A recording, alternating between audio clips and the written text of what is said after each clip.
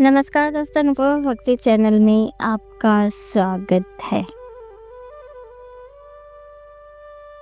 नलमल्ला का पर्वत और नीचे कहीं दूर कृष्ण नदी की गूंज, घना वन। ये कोई साधारण सुबह नहीं, यह वह क्षण है जब पर्वत सांस ले रहा है और वन किसी प्राचीन मंत्र की तरह धीरे धीरे खुल रहा है। धूप यहाँ सीधे नहीं उतरती, यह पहले पत्तों से टकराती है, फिर चट्टानों पर फिसलती है और अंत में मंदिर की सीढ़ियों तक पहुँचती है। मानो स्वयं प्रकाश भी नियम मान कर चलता है। यही उस ऊंचाई पर जहाँ शोर नहीं, केवल स्थिरता है, एक प्रश्न जन्म लेता है। यह ज्योतिर्लिंग मैदान में नहीं, पर्वत की गोद में क्यों है? क्यों शिव ने नदियों के किनारे, नगरों के बीच या राजमार्गों पर नहीं, एकांत की ऊंचाई चुनी? उत्तर शिलालेखों से नहीं, उत्तर इतिहास की तारीखों में भी नहीं, उत्तर भाव में छिपा है। यह स्थान केवल पूजा का नहीं, यह प्रतीक्षा का स्थान है। यहाँ सिर्फ केवल संहारक नहीं, यहाँ वे पिता हैं, पुत्र से दूर बैठे पिता, जिसका हृदय कैलाश पर नहीं, दक्षिण दिशा के इस वन में अटका है। मलमल्ला का यह पर्वत किसी युद्ध की कहानी नहीं कहता, यह विरह की कथा सुनाता है। वह विरह जिसमें क्रोध नहीं, केवल मौन, और मौन में शिव सबसे अधिक जागते हैं। इसीलिए वह ज्योति खुले मैदान में नहीं जली, क्योंकि मैदान में भीड़ होती है और कथा को एकांत चाहिए होता है। यहाँ शिव तपस्वी हैं क्योंकि वे प्रतीक्षा कर रहे हैं। यहाँ शिव पिता हैं क्योंकि वे चलकर आए हैं। पर्वत पर बैठा शिव आकाश में नहीं देख रहा, वह दक्षिण की ओर देख रहा है, जहाँ उनका पुत्र तप में लीन है। और जब पिता पुत्र के तप से मिलने आते हैं तो वह देव नहीं रहते हैं, वे ज्योति बन जाते हैं। इसीलिए मल्लामल का यह पर्वत आज भी जीवित है। इसीलिए कृष्णा की गूंज आज भी रुकती नहीं, क्योंकि यह स्थान याद दिलाता है जहाँ तप और प्रेम मिलता है तो शिव जागते हैं। नलमल्ला, यहाँ समय रुकता नहीं, धीमा हो जाता है। घने वृक्ष, कठोर चट्टानें और उनके बीच एक युवा तपस्वी। यह कोई साधारण साधक नहीं, यह है कार्तिकेय, शिव का पुत्र। पर इस क्षण केवल साधना, भोजन त्याग दिया गया, शरीर स्थिर, सांस भी जैसे अनुमति लेकर चलती है। दिन के तप में गलते हैं, रात मौन में डूबती है, कभी शीत कभी दहकती धूप, पर नेत्र नहीं खुलते। यह तप देवत्व पाने का नहीं, ये तप स्वाभिमान का है। और कैलाश पर माता पार्वती हर क्षण दक्षिण की ओर देखती है, मौन, पर मौन में मातृत्व कांपता है। शिव कुछ नहीं कहते क्योंकि वे जानते हैं पुत्र तप में हो तो पिता का शब्द विघ्न बन सकता है। और ये वही पीड़ा है जो शब्द नहीं मांगते, केवल सहन। पुत्र दूर है और माता पिता असमर्थ, न कोई वरदान न कोई आदेश, केवल प्रतीक्षा। और इसी प्रतीक्षा में नलमल्ला का पर्वत साक्षी बनता है। यह पर्वत आज भी उद्देश्य याद करता है, एक और पुत्र का कठोर तप, दूसरी ओर माता पिता का मौन करना। यही वो क्षण है जब वन केवल बन नहीं रहता, वह कथा बन जाता है। और यही वो क्षण है जब पर्वत समझ लेता है, यह तप किसी विजय के लिए नहीं, यह तप मिलन के लिए। मौन गहराता है, न कोई मंत्र न कोई घोषणा, केवल पर्वत की धड़कन। हवा रुकती है, वन झुकता है और आकाश जैसे सांस थाम लेता है, क्योंकि यह क्षण है जब तप पूर्ण होने का होता है और करना चल पड़ती। कैलाश पर शिव ने दृष्टि उठाई, पार्वती कुछ कहा नहीं, पर उनकी आंखों में माँ की प्रार्थना थी। शिव समझ गए, यह आदेश नहीं, यह अनुरोध भी नहीं, तो वो मौन था जिसे केवल शिव सुनते हैं। और तब पर्वत ने देखा, एक योगी दक्षिण की ओर चला, कदम हल्के पर निर्णय अडिग। नलमल्ला से पहली बार जाना, आज कोई देव नहीं आ रहा है, आज पिता आ रहे हैं। यही कथा बदलती है, यही जिसे ज्योति रूप लेती है। यह कोई देव यात्रा नहीं थी, न डमरू, न नंदी, न गनों का घोष, केवल शिव। उनके चरणों के साथ चलता हुआ मौन। नलमल्ला की डंडियां उसी दिन संकरी होगी, क्योंकि पहली बार वे किसी तपस्वी के लिए नहीं, पुत्र के लिए खुल रही थी। शिव योगी भेष में थे, भस्म पर वह वैराग भी नहीं, शहन भी भस्म थी, जटाएं पर उन्हें न बंधा था पिता का धैर्य। वन में पहचान किया, हवा धीमी हो गई, पत्तों की सरसराहट प्रार्थना बन गई। दूर एक शिला पर तप में लीन कार्तिकेय नेत्र बंद, सांस स्थिर, अहंकार गलता हो। सर्व रुके नहीं, वे पास गए पर बुलाया नहीं, क्योंकि जब पुत्र तप में हो तो पिता की उपस्थिति भी परीक्षा होती है।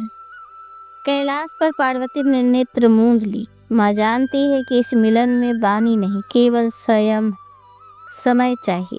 क्षण बीतते गए, पर्वत साक्षी रहा और फिर तप की अग्नि करना से मिली। कार्तिकेय ने नेत्र खोले, सामने कोई देव नहीं, कोई विषयता नहीं, पिता खड़े थे। न प्रश्न न उत्तर, केवल एक ही दृष्टि। इस दृष्टि में आदेश नहीं था, स्वीकृति थी। और उसी क्षण नलमल्ला ने जाना, आज यहाँ कोई वरदान नहीं मिलेगा, आज यहाँ ज्योति जन्म लेगी। शिव ने शिला को स्पर्श किया, पर्वत ने धड़कन रखना शुरू किया और मौन प्रकाश बन गया। यहीं से नाम जन्म लेता है, यहीं से कथा रूप लेती है। मल्लिकार्जुन। उस क्षण के बाद कुछ भी वैसा नहीं रहा, न पर्वत, न वन, न शिला, जिस पर शिव का स्पर्श पड़ा। क्योंकि जब शिव पुत्र के तप के सामने ठहरते हैं तो वे केवल शिव नहीं रहते हैं, वे नाम बन जाते हैं। और यह नाम किसी ग्रंथ से नहीं आया, यह नाम अनुभव से जन्म लिया। मल्लिका अर्थात माँ, वह शक्ति जो दूर रहकर भी पुत्र के तप में धड़कती रही। कैलाश पर बैठी पार्वती शब्दों में नहीं, भाव में तप कर रही थी। मौन व्रत, अश्रुहीन नेत्र, पर अंतर मन में मातृत्व की ज्वाला। और अर्जुन अर्थात उज्जवल निर्मल वह शिव, जो आज संहारक नहीं, करना में प्रकाशित थे। यह अर्जुन धनुधर नहीं, वह अर्जुन धैर्य का रूप था। जब मल्लिका की करना अर्जुन का वैराग एक बिंदु पर मिले, तो जो प्रकट हुआ वो लिंग नहीं था, वह संबंध था। इसीलिए यहाँ शिव अकेले नहीं पूजे जाते, इसी परिसर में शक्ति विराजती है, ब्रह्मांबा के रूप में। यह केवल ज्योतिर्लिंग नहीं, यह परिवार का केंद्र। यह बताता है कि शिव केवल ध्यानस्थ योगी नहीं, वे पिता भी। और शक्ति केवल सृजन, वे माँ भी। इसीलिए इस लिंग ने धूप नहीं, स्नेह उठता है। और जब श्रद्धालु यहाँ शीश झुकाते हैं तो किसी देव से नहीं, एक पूर्ण परिवार से आशीर्वाद मांगता है। नरमल्ला का पर्वत आज भी यह नाम हर सांस में दोहराता है, मल्लिका अर्जुन। मल्लिका अर्जुन। ज्योति प्रकट हो चुकी थी, पर कथा अभी पूर्ण नहीं थी, क्योंकि शिव अकेले पूर्ण नहीं होते। क्योंकि ज्योति तब तक स्थिर नहीं होती जब तक उसके पास शक्ति ना।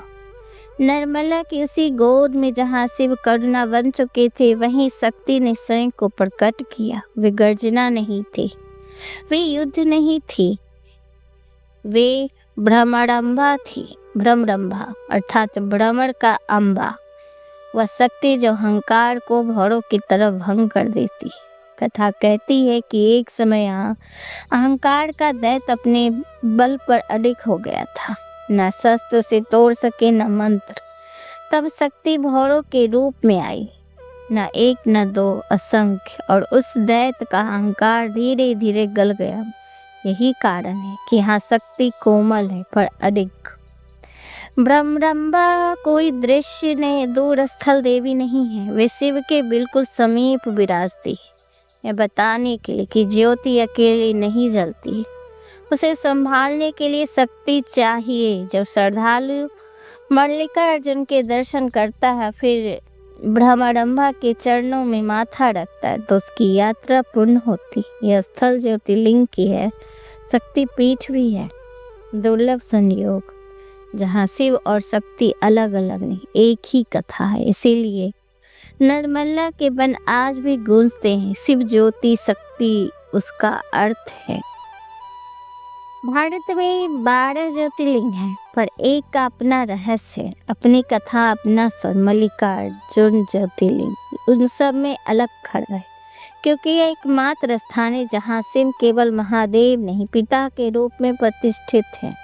अन्य ज्योतिर्लिंगों में से प्रकट होते हैं, कहीं भक्त भय से, कहीं प्रलय से, कहीं रक्षक से, पर यहाँ से प्रकट हुए पुत्र के तप से। यह ज्योति किसी युद्ध के परिणाम का नहीं, विरह का फल है। दूसरी विशिष्टता यहाँ यह है कि यह ज्योति मैदान में नहीं, नगर में नहीं, नदी तट पर भी नहीं, यह पर्वत की ऊंचाई पर है, क्योंकि तप नीचे से नहीं होता है, तप हमेशा ऊंचाई मांगता है। नरमल्ला का यह पर्वत यह याद दिलाता है, ईश्वर तक पहुँचने के लिए भीड़ नहीं, एकांत चाहिए होता है। यहाँ शिव अकेले नहीं, 12 ज्योतिर्लिंगों में अधिकांश स्थान पर शक्ति की उपस्थिति अलग अलग रूप में मानी जाती है, पर यहाँ शिव के ठीक पास ब्रह्मारंभा शक्ति विराजित है। यह स्थान ज्योतिर्लिंग भी है और शक्ति पीठ भी। यह संजोग 12 में से एक है। यह दक्षिण भारत का एकमात्र ज्योतिर्लिंग है। मानो शिव ने स्वयं कहा हो, मेरी ज्योति उत्तर या मध्य तक सीमित नहीं, ये दक्षिण के वनों में भी उतना ही जीवित हूँ। यह शिव को सार्वभौमिकता का संकेत है। मल्लिकार्जुन में शिव गृहस्थ है। ये यहाँ न तांडव में है, न समाधि में, ये यहाँ प्रतीक्षा में, पुत्र के लिए, परिवार के लिए, संतुलन के लिए। इसीलिए यह ज्योति तेज नहीं, स्थिर है, और जो स्थिर होता है वही सदा रहता है। नरमल्ला आज भी यही कहता है, यह ज्योति शक्ति से जन्मी, प्रेम में स्थिर हुई और तप में अमर बनी।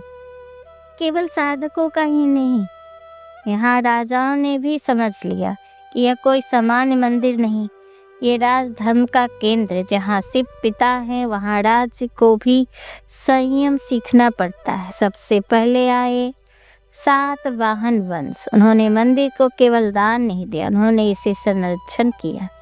शिलालेख बताते हैं कि वनों की कटाई पर रोक, तीर्थ यात्रियों की सुरक्षा और साधकों के लिए अन्न व्यवस्था।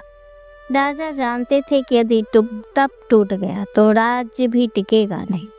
समय आगे बढ़ा, पर्वत साक्षी रहा। फिर आए चालुक्य वंश, पत्थरों पर खुद आए। उनके अक्षर आज भी कहते हैं, जहाँ शिव को राजा नहीं सेवक चाहिए।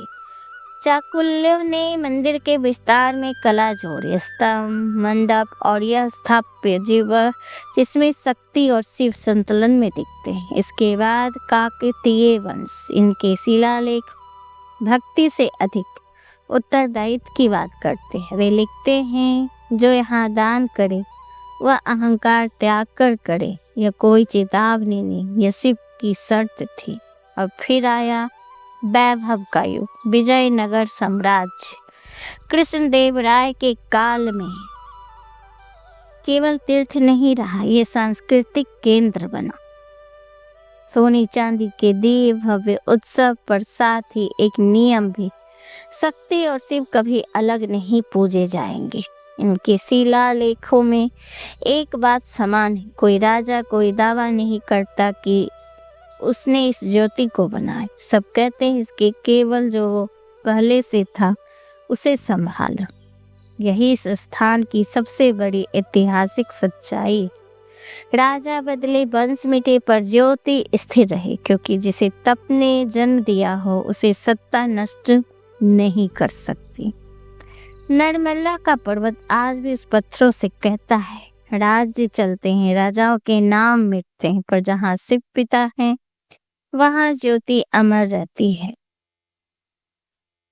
ये नरमल्ला के वन जब अंधेरे में डूबते तो यहाँ की कथाएं जाग उठती। ये कथाएं ग्रंथों में नहीं है, लोगों की सांसों में है। कहा जाता है, रात के तीसरे पहर जब मंदिर के कपाट बंद होते हैं तो दीपक की लौ हवा के बिना भी कांपती है।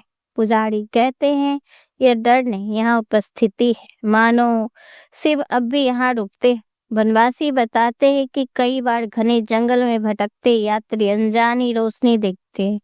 न कोई मसाल, न कोई दीप, केवल एक शांत उजास और रास्ता दिखाई देता है।